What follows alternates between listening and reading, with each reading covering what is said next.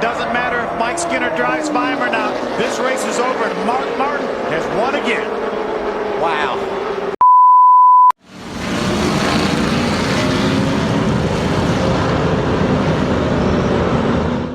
Hey everyone, I'm Ben Schneider. And today I want to talk about the very first NASCAR race I ever watched, or at least that I can remember watching. Pixar's Cars came out in 2006, and a few months later I discovered the movie was based on a real-life sport. I've been a race fan ever since. This video is going to be the first in a 5-part series in which I recap the first race I saw in full in a particular racing series. I'll be going through, in order, my first truck race, cup race, busch race, IndyCar race, and Formula 1 Grand Prix. Some of these races are more memorable than others, but I'm really just doing this series for me to have something to look back on. So if you stumbled across this, welcome. I hope you enjoy the ride down memory lane with me. Growing up, my household had the most basic TV package there was. So if a race, or any show for that matter, wasn't airing on network television, 7-year-old me probably knew nothing about it. But every couple of months, we'd travel from my home in Delaware to New York to visit my grandmother, who had a premium cable package. By October of 2006, I at least had a general idea of what NASCAR was. So when I stumbled across NASCAR racing on Speed Channel while scrolling through a TV guide, I knew I had to check it out. Turns out I was watching the 2006 John Deere 250 at none other than Talladega Superspeedway. But wait a second. These aren't cars. These are trucks. Like pickup trucks. They're painted like race cars, but you're telling me there's a series where they race legit freaking pickup trucks? Man, this whole NASCAR thing just keeps getting better. Now, the only drivers I knew at this point in time were Richard Petty and Dale Earnhardt Jr., based on their roles in the Cars movie. So it's safe to say I wasn't going to recognize any of these Craftsman Truck Series drivers as a brand new fan. I would come to love the guy who finished 5th that day though, which reminds me, I've got to do a video on AJ one of these days. I'll get to it eventually. But enough about my personal memories leading up to this race. Let's get into the race itself. Talladega had just gone through a repave, and this truck race was set to be the first race on the brand new Talladega surface. Not only that, but it was also the first truck race in history at Talladega. The Truck Series was still relatively new at the time. 2006 was only its 12th season in existence. And the series started out as much more of a standalone division than it is today. You had a lot more standalone events that tracks the Cup Series would never visit. Most of the schedule was made up of short tracks. I mean, the series didn't even have live pit stops for the first few years. Now, of course, at the time, the only sort of playoff system in NASCAR was the original 10-driver chase for the Nextel Cup in the Cup Series. So the Truck Championship, as it should be, was determined based on a season-long points championship.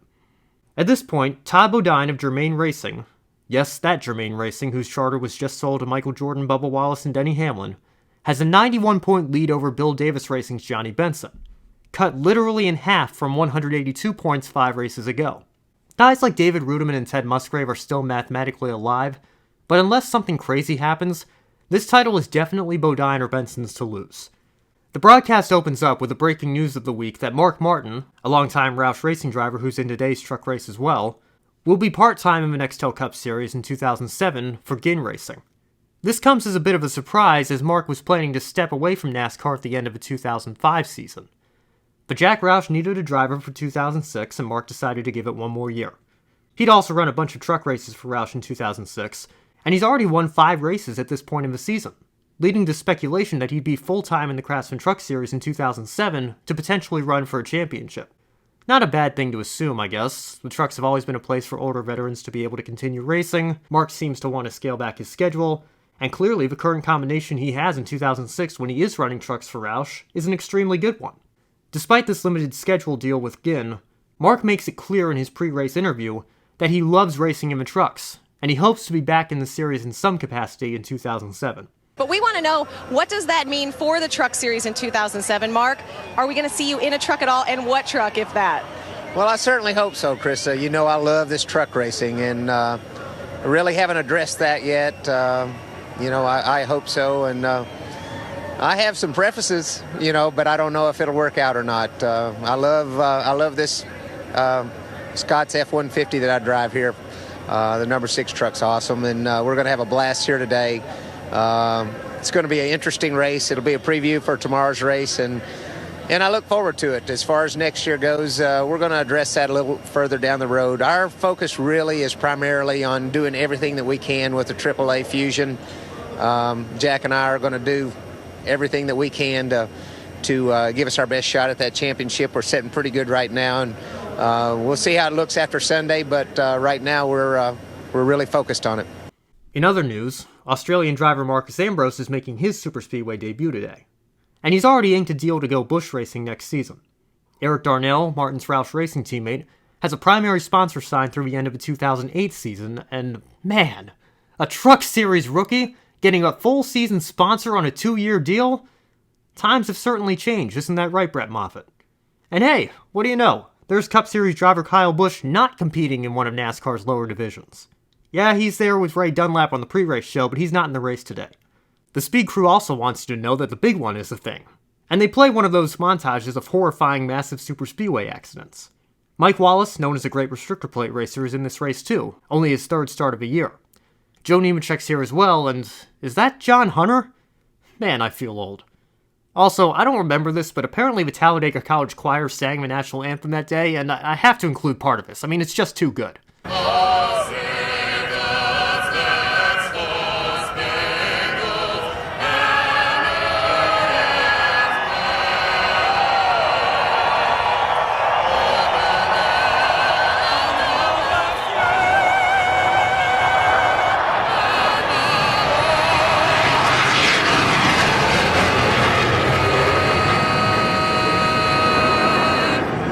Now it's time for the race.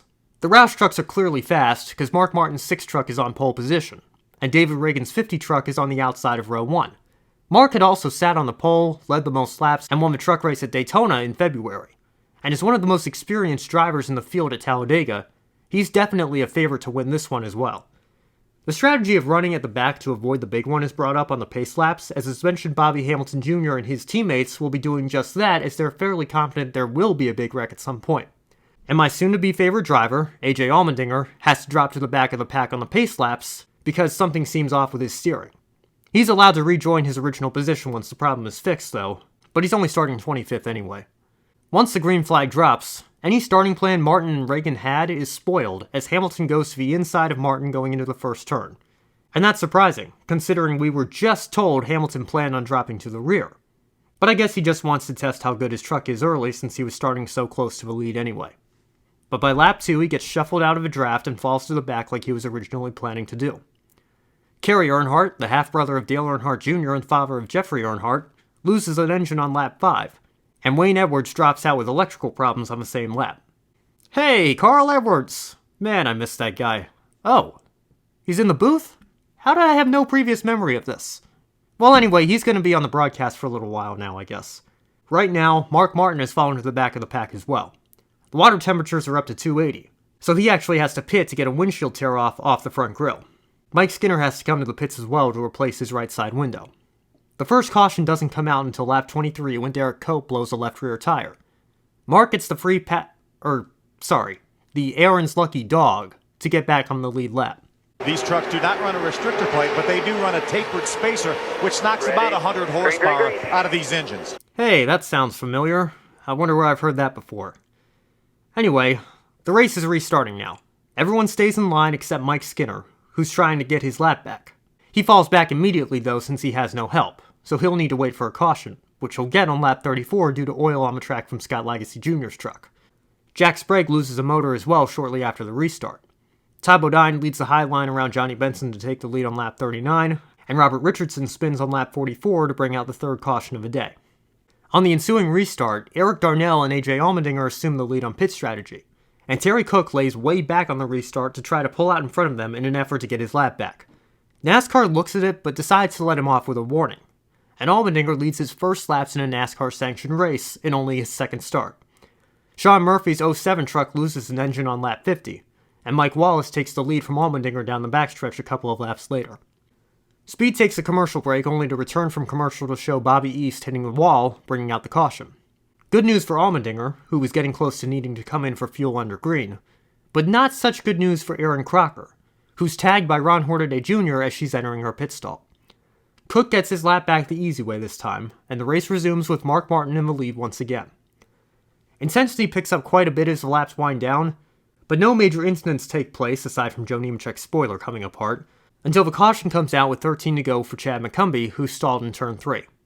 Martin maintains the lead on the restart again, but Germain Racing teammates Todd Bodine and Ted Musgrave are lined up together behind him. Coming to 9 to go, Bodine makes his move, but he does so by going below our old friend, the yellow line. Michael Waltrip's quick to point this out in the booth, suggesting Bodine could be in trouble. He drove under the yellow line to make that pass, and he didn't give the spot back. I think that he could be in trouble for this pass. Bodine does indeed get black flagged, but luckily for him, the caution comes back out again due to a single truck incident involving Boston Reed. The 30 team argues all they can, knowing how important this is to the championship. There's constant debate over whether or not Bodine made an illegal pass, or if Mark Martin forced him below the yellow line. Regardless of what you think, Bodine gets a penalty that will send him to 27th place and potentially change the entire outlook on the championship. So yes, all the whining and complaining fans did at Talladega this year is nothing new. The yellow line only causes more confusion, frustration, and controversy than it prevents. It does more harm than good. It's not a controversial opinion, and if 7-year-old me had the knowledge I have today, I would have been screaming at the television, and trust me, NASCAR Twitter would not have been a pretty sight either. Well, here we go. 4-lap shootout. Unless we get the big one before the white flag, of course. Musgrave and Allmendinger jump out to a sizable lead on the restart, which of course, at Talladega, is usually a bad thing. Martin has a huge run on the 2 leaders coming out of turn 2, and takes the lead easily with plenty of drafting help behind. Mike Wallace, only running this race for fun, trails close behind in second, followed by Johnny Benson and David Rudiman. Martin holds the lead till the white flag, as Bodine continues to fight his way back, already up to 14th spot. The trucks fan out 5 or perhaps even 6 wide down the backstretch, and at this point, a wreck is inevitable. Skinner moves up higher. Mark Martin is going to try to block as they go down the backstretch. Look at Todd Bodine right out against the wall. Todd Bodine moved up. He made it into the top 10. He's running 3 wide. Whoa, there they go. There they go. Mike Wallace into the wall. And Derek Cope gets almost upside down into the wall. The caution is going to come out. The checkered is going to fly. Mark Martin out in front of the field as they come out of turn number 4.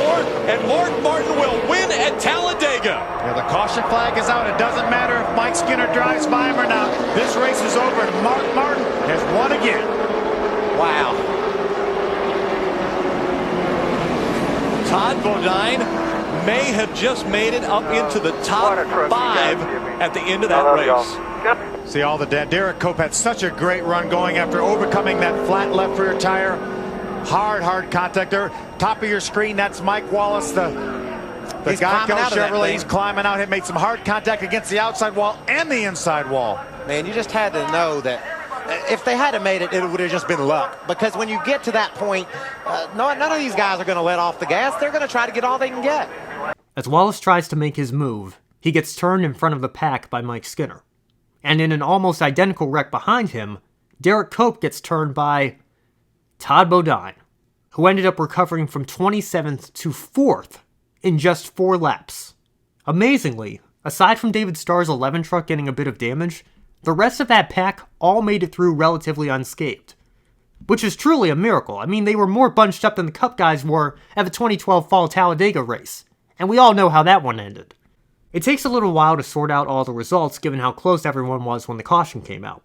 But one thing's for sure, Mark Martin has won the inaugural Craftsman Truck Series race at Talladega. Mark Martin comes climbing out of his Scott's Miracle-Gro Ford, win number 6, and he drives truck number 6 in his career. Congratulations, Mark, you did it at Daytona. You come right back here to Talladega, and another victory. What was the secret to getting it done today? Big fat horsepower, but in the Scott's a Ford F-150, man. We had a great motor, and I don't know. I guess I was just lucky to the way that thing turned out. Todd was the one that was strong enough to do something there, and once he had his problem there, we were in good shape. Early in the race, 280 degrees though, and you had to come down and pit. I know that being early in the race was probably the factor there. Yeah, that put us a little bit behind there, but we had an incredible truck, and right there at the end, there's no way we would have had a chance without Mike Wallace's help. We're a whole field full of Toyotas right there behind us, and they're all going to stick together. And I knew Mike Wallace. I'd helped him a bunch earlier in the race, and I know Mike Wallace real well. I knew he'd help me as much as he could, and I also knew that he would, he'd do what he could to beat me on the last lap. And he was trying to get in position, and I see they wadded up back there behind him. But and took him too. But Mike Wallace, without him, this wouldn't have been possible. And of course, Jack Roush, loved driving this number 6 truck and in this dream team here. Congratulations, Mark Martin in victory lane here. He won at Daytona, and he's right back again at Talladega. After Martin gives his interview, the camera cuts to Bodine, who expresses mixed emotions and also laments the confusion caused by the yellow line rule.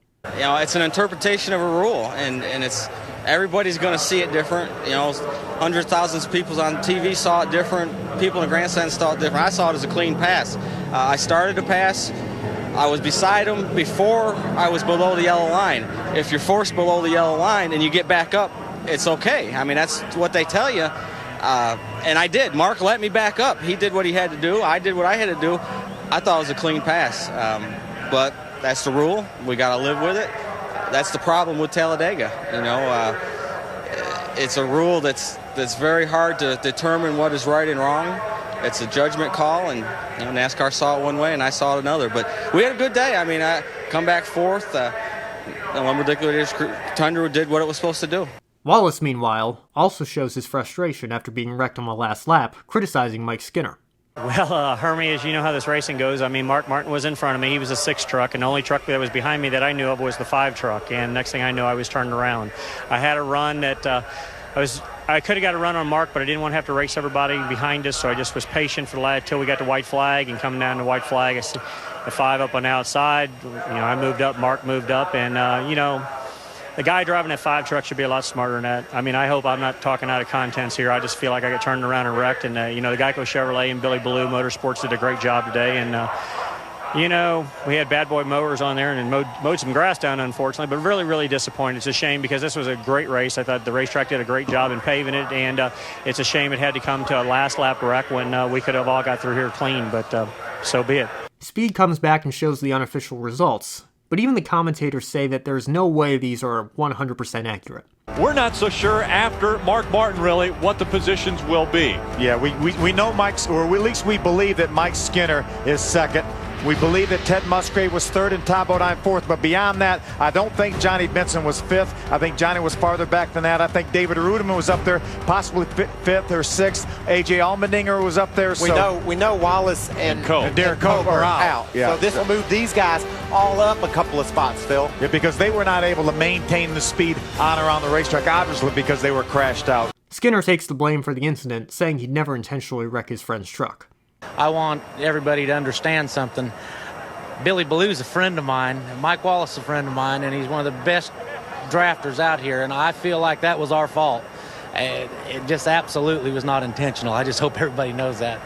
We wasn't going to win the race. We were going to finish second, third, or fourth, and I sure as heck wouldn't wreck my buddy's truck for one spot. You know, it was ridiculous, but our truck wasn't very good today.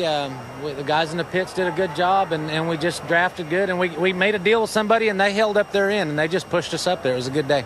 Cope gets released from the infield care center, and since he's not racing for points either, he's really just frustrated that his key motorsports team has a torn-up truck at the end of the day. Musgrave says the only way he was going to win the race was if he and Bodine could have worked together, since his truck was too slow without the help of his teammate. And that's the last interview. Speed signs off the air, promising the continuation of this exciting championship battle in 2 weeks' time at Martinsville. Really? No AJ interview, Speed? I mean, the guy just got a freaking top 5 finish in his second ever NASCAR race. Come on now! As for me, though, I've still got a few days at my grandmother's house. There's gotta be some more NASCAR on at some point while I'm still here, right? Well, of course there is. The Nextel Cup Series has their race to run tomorrow. And as you've probably figured out by now, that was my first ever Cup race. Hey, getting a little wider. There he goes, Junior. Oh, no! Up next, sorry Dale Jr. and Jimmy fans, we're going to relive the 2006 UAW Ford 500 at Talladega.